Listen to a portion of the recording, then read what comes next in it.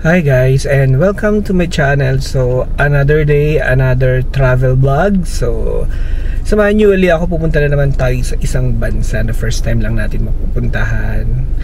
And ito ay ang Australia. So makikipaglaro muna tayo sa mga kangaroo. So ngayon, ang paproblemahin ko na lang muna kung saan ako magpapark. Kasi 1 to 9 sa NAIA na overnight. So tara!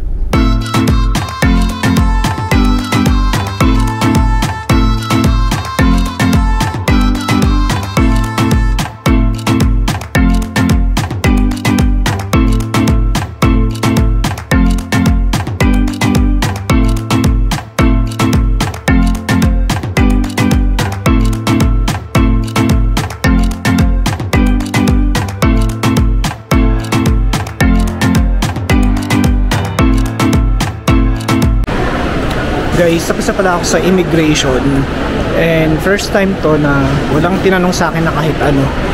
So tinignan lang yung visa at saka yung passport, tapos tinatakan na. Ngayon, andito ako sa may Pags Lounge pero fully book pa daw sila. Possible mga 8 PM pa daw pwede nila ako ma-accommodate. Nasa waiting list. So hintayin ko na lang siguro. Nakakuha rin tayo guys ng couch dito sa lounge. So, makakapagpahinga tayo ng medyo decente. Total, ang boarding ko naman is 10:30 pa and 8:30 pa lang ngayon. So, meron pa tayong 2 hours para magmukbang dito sa Pags Lounge.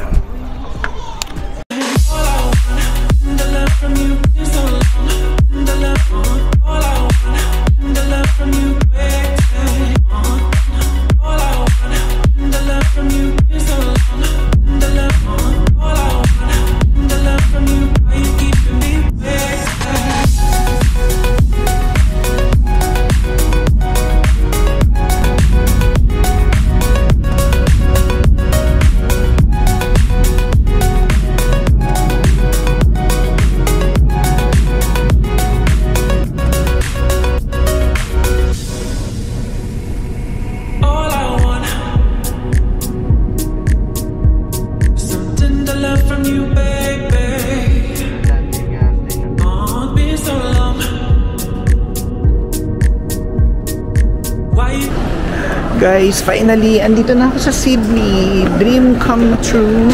And nakabili na ako ng SIM card dun sa may basta dun sa may arrival. Dalawa lang naman yun sa kanan at saka sa kaliwa. So dun ako bumili sa maraming tao. It's 30 Australian dollars and may additional $2 for the setup. Tapos pupunta na ako dito sa train station. Dito ako sasakay papunta ng CBD. Ayan, nakalagay arrivals and trains. And then guys, after dun sa arrival, sa kanan dire-diretso, dito na yung train and dito na rin yung bilihan ng Opal card. So itatanong ko kung saan bumibili. Ayan guys, nagtanong na ako. So dito lang ang bilihan. Sa may, pag nakita niyo yung exchange, dito sa may arrivals A. Yan, di ko alam kung kita. Dito lang daw sa may sulok dito, yung maliit, ang bilihan ng Opal card. Saan? Niloloko ako ni ate. Opal card. Asan ka? Simple lang.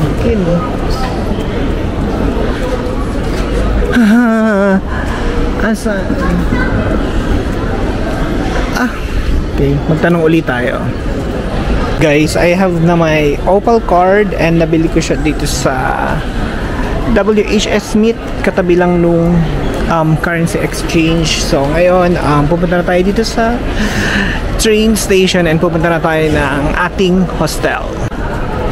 Ayan, tapos may reminder pala dito, ang sabi tap on and tap off every time na sasakay kayo ng train or yung tram. Ayan, may mga signage naman kung saan papunta yung train. So ayan, nakalagay, welcome to Airport Link Sydney's Airport Train. So mag-lift na lang tayo.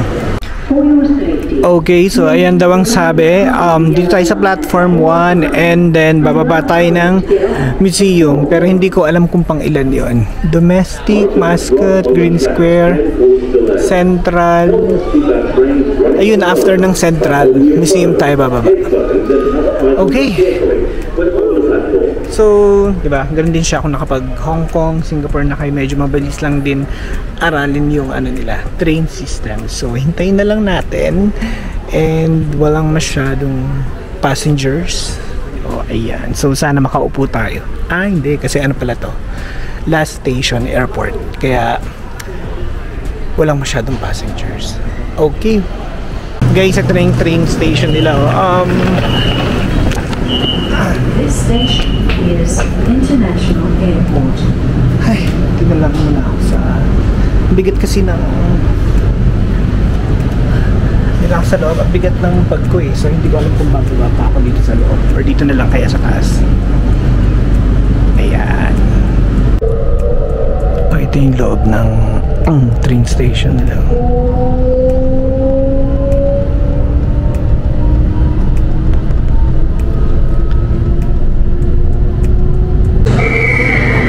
Guys, oh, tingnan mo yung station nila ng museum. Oh, 'di ba? Napaka parang classic. Yun nga lang, mukhang walang lift.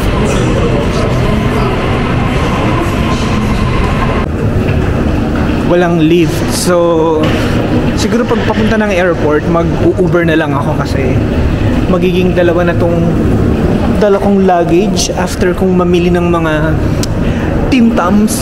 So, mahirap kung dito kung mag dalawang luggage tas buhat-buhat lang. Itong train station nila parang luma na. Pero okay naman siya. Malinis. Tsaka malamig ah. Ayun. Saan ba ako pupunta? Pagod ako. Teka lang. Doon pala guys sa dun sa bago mag entrance ng train station sa may airport, may bilihan pala ng Opal doon. So, doon talaga yung bilihan ng Opal. Yeah guys, papahinga muna ako at ang bigat ng bagahe ko, pero tingnan nyo naman paglabas ng train station kung gaano kaganda. Oh, di ba?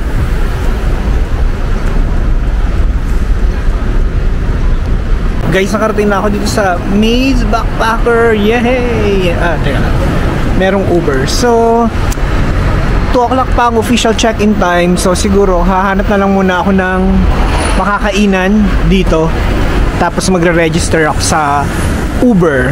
Ayan. Ang ganda dito at saka medyo malamig yung yung panahon nila kahit it's 12:45 na ng tanghali. Medyo malamig. Check ko kung ilang degrees ng weather. So, chinek ko na yung weather guys. It's 22 degrees Celsius. So, at least hindi tayo lapot-malapot. Okay, so sa paghahanap ko ng makakainan, ito, nakita ko yung tram dito sa may papuntang Chinatown. Oh, di ba? Ang ganda. Ayun pa, may kasalubong na isa. Tapos, dito tayo pupunta. Yan. Ay, ito yung nakikita ko, Market City. Ayan, pero dito yung Chinatown. Dito tayo pupunta. Pero may tumatawid pa na Tesla. So, dito na lang muna tayo. Ito guys, kakain na lang muna ako dito sa Market City. Ito na lang muna in order ko, roast pork rice. So, $17 at saka $3. So, take note ha. Dito sa Australia, potable or naiinom yung mga tubig galing sa faucet. So, bibili na lang kayo ng ganitong bottle and then refill na lang.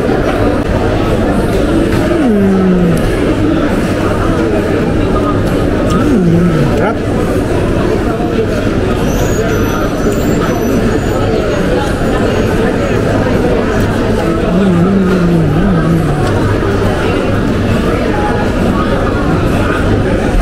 $17 tsaka $3, so that's $20 times 40. 800 pesos na to.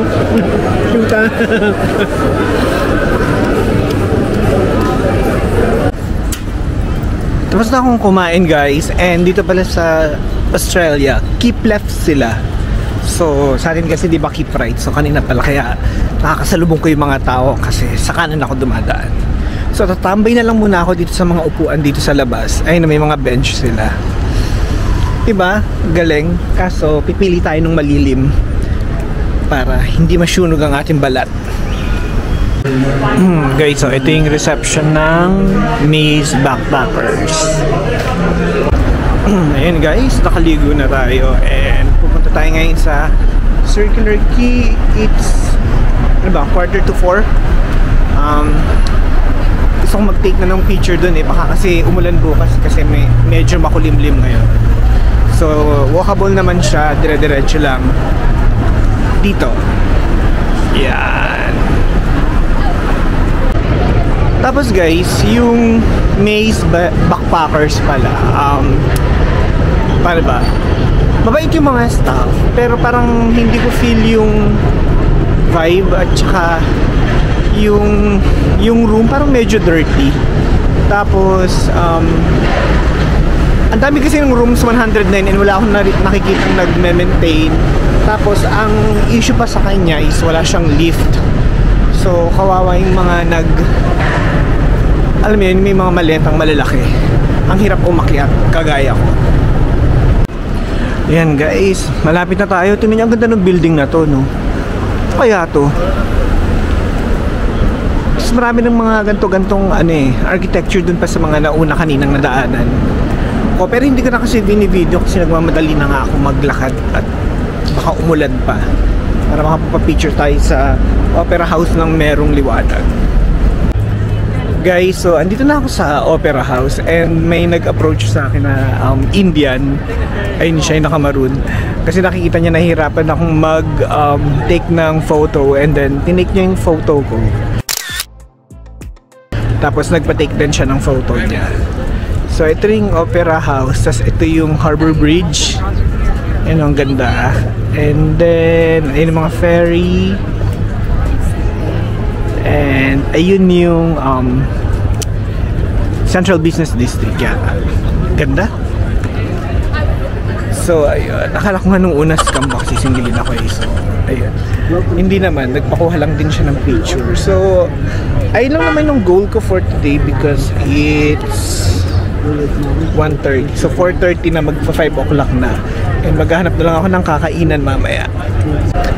Ayun ito guys, ano lang tayo, walking pabalik ng accommodation. So,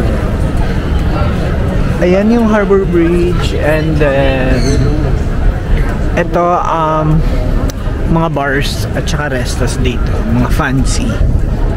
Tapos ayun yung CBD. Ano kayo pwede natin applyan dito? Magpiprint na lang tayo ng resume tapos magpasa-pasa tayo dito. Guys, so ang ganda. Oh, pati yung Christmas tree. Oh, ano kaya to? May clock. Baka bangko. Diba? Dito lang siya sa may ay, ginagawa pala yung tram. Oh guys, oh, di ba parang BGC ba? Ganda ng mga buildings dito. Meron pa rin dito. Ayan. Kulay cream. Tsaka ano ba yun? Katedral.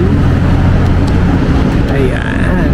So maglalakad na lang ulit tayo pa uwi sa Maze Backpackers at magtatanggal ako ng contact lens. Medyo hindi ko nadala yung pang drops, kaya medyo naiirita na siya. Guys, dito tayo sa Georgetown maglakad para maiba naman. Ayan. Dito sa kabila. Ayan, oh, may padating na tram. Tapos ano to, parang mas maganda yung mga buildings dito kaysa dun sa may Pitt Street. Ayan. Sakto lang guys na pabalik tayo sa accommodation kasi malamig, lumalamig yung hangin. So, wala pa naman akong sando sa loob. Manipis lang itong polo ko. Guys, nakauwi na ako dito sa accommodation. And ito yung room dito sa Maze Backpackers. I think, karamihan for beds in one room. Tapos ganito yung bed niya, oh. Hindi ganun ka-sturdy. Tapos ang hirap bumaba sa hagdanan. Ayun, pero malawak naman siya. Ayun guys, nakapagpahinga na ako ng onte. And ito yung Sydney at night. Parang hindi ganun kailaw, pero okay lang naman. Tapos ayan, pupunta lang ako ng Woolworths. Check ako magkano yung Tim Tam na ipapansalubong ko. May Coles pala dito, guys. Ito pala yung pinakamalapit. So, unahin ko na muna to para ma-compare ko yung price sa Woolworths. Oh guys, ito na siya. $4.50 ang isa. Tim Tam. Guys, hindi na ako ng water. Anong liter ba to? Basta malaki siya. And $2 lang siya. And then, Tim Tam. So, try natin siya. Tapos, check din natin sa Woolworths kung magkano. Medyo malayo-layo si Woolworths, guys. Pero, tingnan mo naman yung lalakaran mo, diba? Ang ganda. Ayan. Australia. Lol. Okay, so ito yung George Street at night. Ito yung merong tram na dumadaan na mahaba. Ayun, no. Diba? Maliwanag din naman siya eh. Kahit hindi lahat ng building merong ilaw. Yung kalsada mismo yung maliwanag. Ay guys, ang ganda nung katedral dito sa may George Street. Diba? Ang ganda nung niya. Ang ganda nung design niya tsaka nung kulay niya. Mamula-mula. Diba? Tapos katapat niya is Woolworths. Ayan. Ayan yung Woolworths. So, papasok na ako. Let's go. Guys, so mas mahal dito sa Woolworths. $6 yung isa. Try na natin tong guys, Hungry Jacks. Nagpapapansin eh. Naka-order na ako guys. Credit card lang yung tinatanggap nila. Ayan siya. Tapos ito lang yung tissue. Tapos kahit dine-in, nilalagay nila sa take-out. Kanya-kanyang linis na patong doon sa may basura. Okay, ito na yung dinner ko for today. And then kailangan ko na rin natulog kasi mag-join ako ng free walking tour tomorrow at 10:30. So kailangan gumising ng maaga.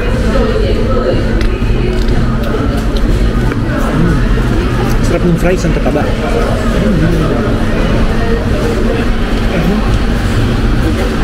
Paano kakainin ko? Ay! Ganyan siya. Double cheeseburger.